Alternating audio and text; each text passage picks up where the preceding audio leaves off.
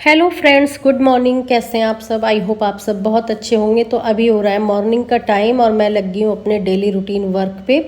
और मुझे आज करनी है सारे बेड्स की बेडशीट चेंज, क्योंकि कई दिन हो गए थे और आंधी तूफान आने के बाद भी मैंने चेंज नहीं की, सिर्फ झाड़ दी थी क्योंकि मौसम ख़राब था तो वो धुलती ही नहीं, इसलिए मैंने चेंज नहीं की। और अब मुझे थोड़ा सा मौसम साफ़ लग रहा है तो मैं सारे बेड की जो बेडशीट है वो चेंज कर दूँगी, क्योंकि आंधी के बाद ना सारी बॉडी में ऐसा लगता है जैसे हम किरकल पे लेट रहे हैं, यानी कि बेडशीट झाड़ने के बाद भी ऐसा लगता है कि वो साफ़ नहीं है, या तो फिर हमारी मन की धारणा ही ये बन जाती है, मुझे ऐसा लगता है। तो इसलिए मैं आज सारे जो बेड्स है सबसे पहले उनकी बेडशीट चेंज करूँगी और उसके बाद मैं साफ़ सफाई में लगूंगी, क्योंकि बेडशीट जब तक झड़ती नहीं है जब तक साफ़ सफाई का कोई मतलब ही नहीं होता। तो बच्चे नहा लिए थे, रुद्रांश के तो छुट्टियां हो गई हैं और अनिकेत के एग्ज़ाम चल रहे हैं, तो अनिकेत तो चला गया था, रुद्रांश ही है घर पे, तो वो भी नहा के आ गया है। उसके बाद बस मैंने बेडशीट वगैरह झाड़ के और अब अपनी साफ़ सफाई में लग जाऊँगी, क्योंकि बेडशीट्स जब झड़ जाती हैं तो उसके बाद सारा काम आसान हो जाता है और साफ़ भी लगता है जब हम साफ़ सफाई करते हैं, झाड़ू पोछा करते हैं।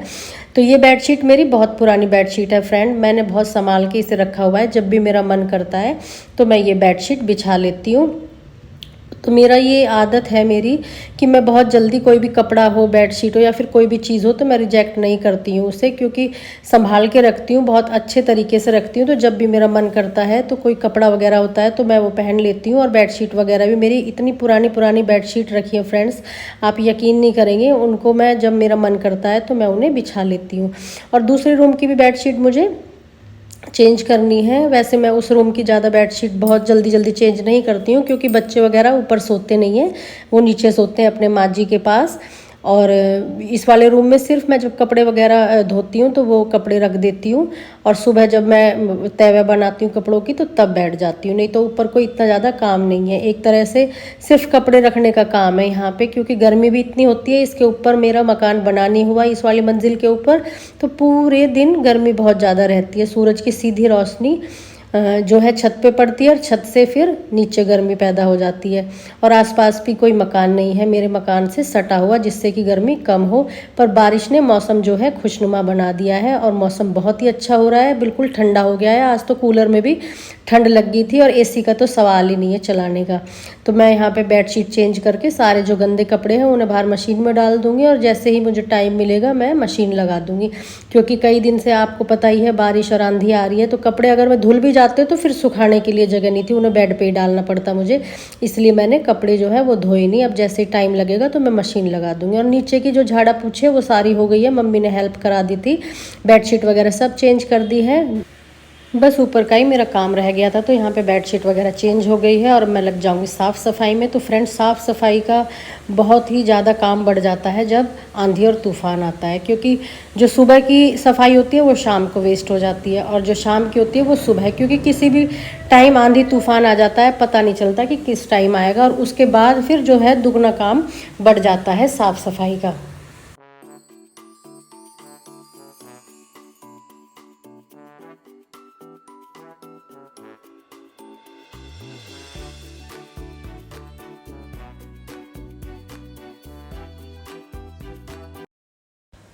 और अब मैंने शुरू कर दिया है झाड़ू लगाना। तो सारे जो गंदे कपड़े थे उनको मैं मशीन में डाल आई हूँ। उस वाली छत पे भी मैंने झाड़ा पूछी और झाड़ू लगा दी है, क्योंकि मिट्टी चारों तरफ ही फैल गई थी और मैंने आपको दिखाया ही था उस वाली छत पे कितना बुरा हाल हो जाता है। और उसके बाद में फिर मैं यहाँ पे लग गई हूँ झाड़ू लगाने, और साथ के साथ ही खिड़की दरवाजे जो दीवारें हैं उनको भी मैं झाड़ती चली जाऊँगी, क्योंकि रचना के टाइम पर ये काम नहीं हो पाता है, वो फटाफट से अपनी सफाई करती है और चली जाती है। बस जल्दी जल्दी जो भी काम उसके साथ कर पाती हूँ वो मैं कर लेती हूँ, लेकिन अब मुझे टाइम है तो मैं सोच रही हूँ कि साथ के साथ मैं अपना थोड़ा सा दीवारों को, साइडों में कोनों को साफ़ करती चली जाऊँ, क्योंकि उनमें अगर 2 4 5 दिन भी हम अगर साफ़ ना करें तो फिर जाले लगने लगते हैं। तो इसलिए मैं उनको भी साथ के साथ साफ़ करती हुई जा रही हूँ। और रुद्रांश कर रहा है यहाँ पर ब्रेकफास्ट, क्योंकि बच्चों की अब पड़ गई हैं छुट्टियाँ, और अनिकेत की तो अभी पड़ी नहीं है लेकिन रुद्रांश की हो गई। रुद्रांश आज और रुद्रांश माँ जी के साथ बहुत सारा टाइम कैरम खेलने में लगाता है, अब टीवी देख रहा है, पढ़ाई भी करता है, तो अपना जो टाइम है उसे बहुत ही अच्छे तरीके से स्पेंड कर रहा है, एंजॉय कर रहा है छुट्टियों को। और नानी के घर जाने की जिद भी कर रहा है कि मम्मा आप कब चलोगे नानी के घर। तो फ़िलहाल तो अभी कोई जाने का प्रोग्राम नहीं है, लेकिन जब जाऊंगी तो आपको वहाँ की भी जो वीडियोज़ है वो आपके साथ शेयर करूँगी। और भी रुद्रांश देख रहा है लाफिंग वीडियोज़ और मुझे भी बार बार कह रहा है मम्मा आप भी देखो ना देखो ना।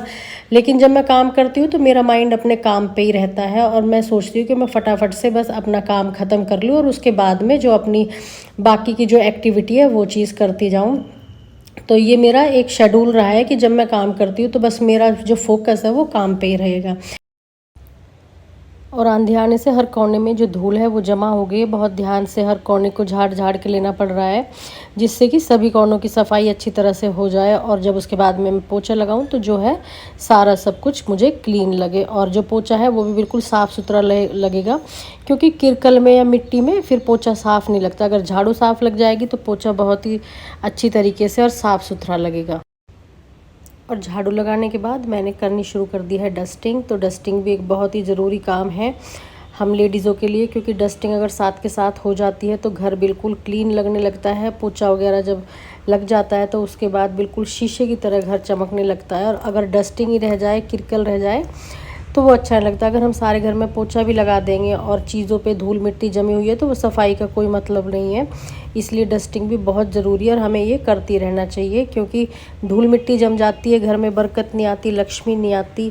साफ़ सफाई अगर अच्छी तरीके से हो जाती है तो उस घर में लक्ष्मी का वास होता है और जो नेगेटिव एनर्जी है वो भी नहीं आती है। क्योंकि गंदगी में सभी अपने पैर पसार लेते हैं, चाहे वो नेगेटिव एनर्जी हो या फिर परिवार में लड़ाई झगड़े होना, और ऐसे बहुत से क्लेश बढ़ जाते हैं अगर हम साफ़ सफाई नहीं रखेंगे। तो ये मेरा मानना है कि साफ़ सफाई बहुत ही ज़रूरी है अपने घर में नेगेटिव एनर्जी को भगाने के लिए। और भगवान भी वहाँ पे वास करते हैं। तो हमारे शास्त्रों में भी लिखा है फ्रेंड्स कि जहाँ लक्ष्मी का वास होगा वहाँ साफ़ सुथरा होना बहुत ज़रूरी, क्योंकि जो लक्ष्मी माता है वो भी साफ़ सफाई में ही आना पसंद करती है।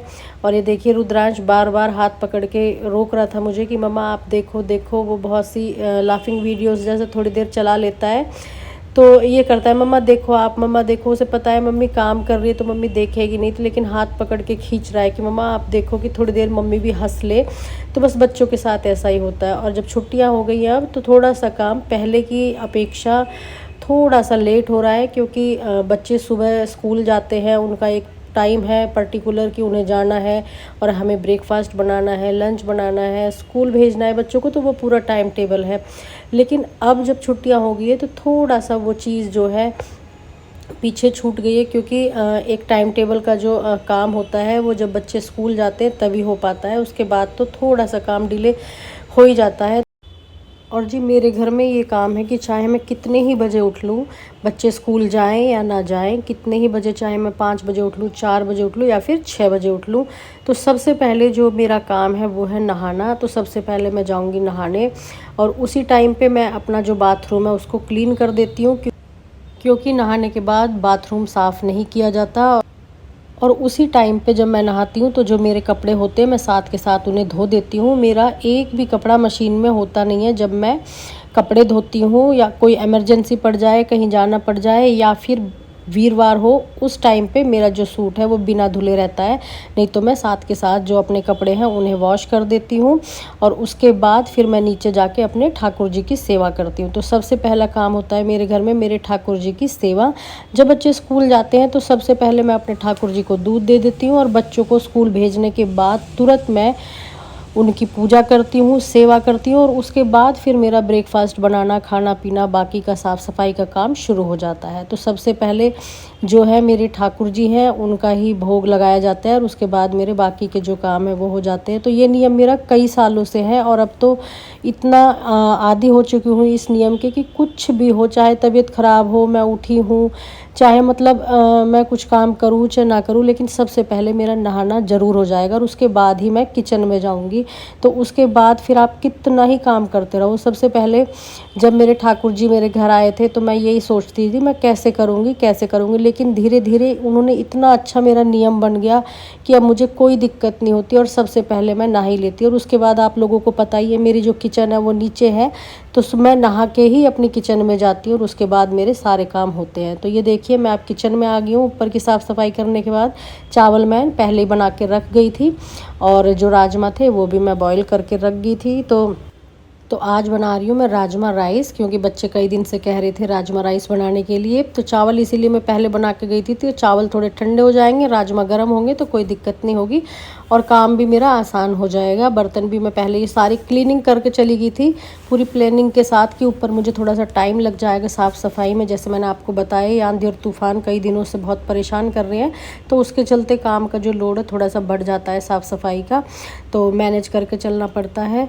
तो अब मैं बनाऊंगी राजमा, उसमें लगा रही हूँ तड़का। तो तड़का ऐसे ही जैसे मैं अब डेली लगाती हूँ अपने, उसमें कोई ऐसा वो नहीं है, बस हाँ बस उसमें गरम मसाला वगैरह थोड़े से बढ़ जाएंगे, गरम मसाला हो गया, धनिया पाउडर हो गया, थोड़ा सा स्पाइसी बना दूँगी। और मम्मी जी के लिए निकाल दूँगी मैं बिना मिर्च की सब्ज़ी। मैंने आपको बताया ही है, उनका बिना मिर्च का ही खाना बनता है। और बस थोड़ी सी मुझे बनानी है रोटी, क्योंकि मम्मी रोटी खाएंगे तो थोड़े से चावल ले लेंगे, और जब ये आएंगे तो इनकी भी जो ये रोटी बोलेंगे तो रोटी बना दूंगी, नहीं तो थोड़े से चावल और रोटी दोनों साथ ही दे दूंगी, और मैं तो चावल ही खा लूँगी।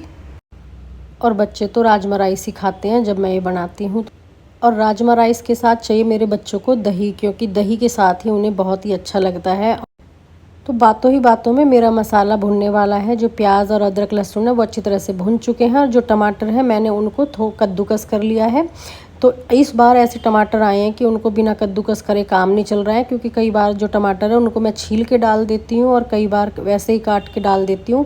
तो जो टमाटर है इनकी जो स्किन है वो इतनी है कि वो बिल्कुल भी गलती नहीं है, तो इसलिए मुझे वो कद्दूकस ही करने पड़े, क्योंकि अगर मुंह में आएंगे तो बच्चे उन्हें निकालेंगे और जो है राजमा का जो टेस्ट है वो बिल्कुल ख़राब हो जाएगा। तो कई सब्जियों में मैं ऐसे ही काट के और छील के डाल देती हूँ टमाटर, और कई में मैं ग्रेवी जो वाली सब्जी होती है उनमें मैं कद्दूकस कर लेती हूँ। और यहाँ पे मैं लगा लूँगी आटा, मम्मी जी के लिए रोटी बनानी है उसके लिए, तो साथ के साथ मसाला भी भुनता रहेगा और यहाँ पे आटा भी मैं लगा लूँगी, तो साथ के साथ मेरे काम सारे होते चले जाएँ।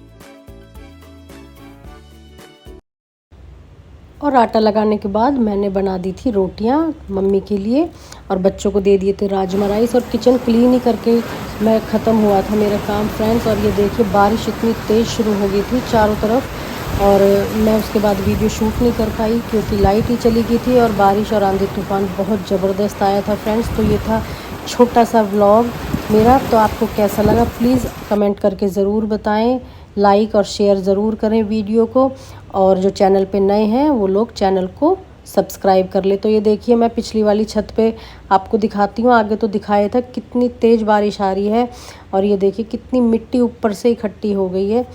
तो अब आपसे मिलूँगी मैं अगले व्लॉग में, तब तक के लिए बहुत सारा प्यार, टेक केयर, बाय बाय।